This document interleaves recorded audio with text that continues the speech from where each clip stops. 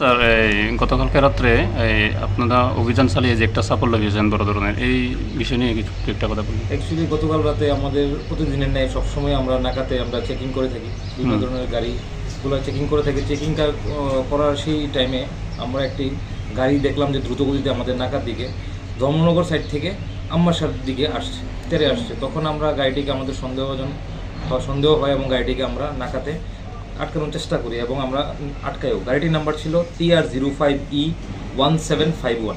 তারপর ওই গাড়িটি আমরা চেক করার সময় আমরা গাড়িটি থেকে টোটাল 80 কার্টুন বার্মিস সিগারেট, যেটা ফরেন সিগারেট থাকে, সেই সিগারেট আমরা উদ্ধার করি। পরবর্তী সময় সেই সিগারেটগুলো এবং সেই গাড়ি চালককে আমরা অ্যারেস্ট করে থানাতে নিয়ে আসি এবং গাড়ি চালকের সাথে পাশাপাশি আমরা সেই বার্মিস সিগারেট এবং ভেহিকেলটি সহ আমরা থানাতে নিয়ে আসার পর আমরা কাস্টম সার্ভিসকে আমরা ফোন করি এবং ওরা আজকে সকালবেলা ওরা আসে এবং ওদেরকে আমরা সেই মাল এবং সেই ভেহিকেলটি এবং যে ছিল ড্রাইভারটাকে আমরা হ্যান্ড ওভার করি। কয়জন ছিল স্যার গাড়িতে? গাড়িতে একজনই ছিল। তখন আনুমানিক 8:30 পৌনে 9টা টাইম হবে। আচ্ছা, কী নাম তাহলে? বাবলু চোরেই। আচ্ছা, ওনার বাড়ি উনি যা বললেন এবং ওনার ডকুমেন্টেশন যেটা ছিল সেটা হলো দামছড়া এলাকায়।